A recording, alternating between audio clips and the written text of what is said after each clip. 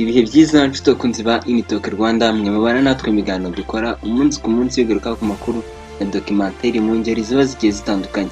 Ambasaderi w'u Rwanda mu gihugu cya Pakistan, Ambasaderi Harerimana Fatou, yashyikirijwe igihembo cya Global Ambassador kubera imiyoborere ye iteza imbere imibanire myiza hagati y'igihugu cy'u Rwanda ndetse n'igihugu cya Pakistan. Ubundi Ambasaderi Harerimana Fatou niwe ambasaderi wa mbere wahagarariye u Rwanda mu gihugu cya Pakistan. Ikinyamakuru The Diplomatic Inside cyanditse ko Ambasaderi Harerimana Fatou yaharaniye kwagura ubufatanye mu bucuruzi, ishoramari, uburezi, ubuzima, ubukerarugendo, imikoranire myiza n'inteko nshingamategeko z'ibihugu byombi, anashyira imbere uruhare rw'u Rwanda mu guteza imbere akarere ka Afurika y'Iburasirazuba. Diplomatic Inside Group yatanze iki gihembo ku itariki 26 Ugushyingo umwaka wa 2025.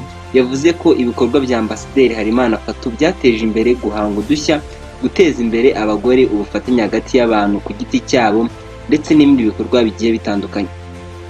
Ubundi mbere yuko Ambasaderi Harerimana Fatou ahagararira u Rwanda mu gihugu cya Pakistan, yari yabanje guhagararira u Rwanda mu gihugu cya Tanzania n'ibirwa bya Seychelles. Ambasaderi Harerimana Fatou afite uburambe muri politiki kuko yabaye umusenateri mu nteko nshingamategeko y'u Rwanda, abakomiseri muri komisiyo y'igihugu y'amatora n'indi mirimo itandukanye yakoze, irimo kuba vice perezida wa Sena y'u Rwanda hagati y'umwaka wa 2014 n'umwaka wa 2019. Yanabaye kandi vice perezida wa komisiyo y'igihugu y'amatora NEC.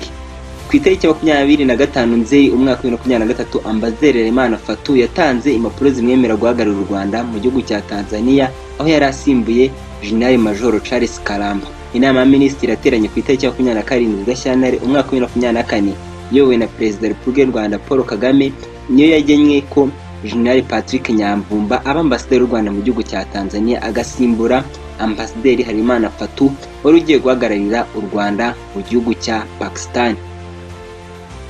Ubundi igihembo cyahawe Ambasaderi Harerimana Fatou gitangwa na Minisiteri y'Ububanyi n'Amahanga y'igihugu cya Pakistan mu izina ry'abaturage b'igihugu cya Pakistan. Kikaba kigamije gushimira abantu bitangira inshingano zabo bagashyiraho umuhate urenze inshingano baba barahawe. Iki gihembo kigamije guteza imbere ubufatanye no gushyira imbaraga muri diplomasi ishingiye ku muturage n'ubufatanye bugamije iterambere rirambye. Ibi bihembo bihabwa abantu bo mu byiciro binyuranye, birimo icyitwa Diplomatic Excellence gihabwa abambasaderi b'indashyikirwa mu guteza imbere imibanire myiza mu bya politiki hagati y'ibihugu byabo n'igihugu cya Pakistan. Harimo n'ikibiganiro byo ku rwego rwo hejuru no kwizerana hagati y'ibihugu byabo n'igihugu cya Pakistan. Hanatangwa kandi ibihembo by'abadiplomate n'abayobozi b'ibigo bakemuye ibibazo bikomeye mu rwego rw'ubucuruzi, gushyiraho amahirwe y'ubucuruzi hagati y'ibihugu byombi. Hari n'igihembo gihabwa abantu baba barateje imbere ubufatanye n'iterambere ry'ibihugu byombi mu miyoborere y'ibigo n'ishoramari. Iki ngiki kikaba gihabwa abayobozi bakuru b'ibigo byigenga cyangwa abafite ikoranabuhanga rigaragaza iterambere rya Pakistan.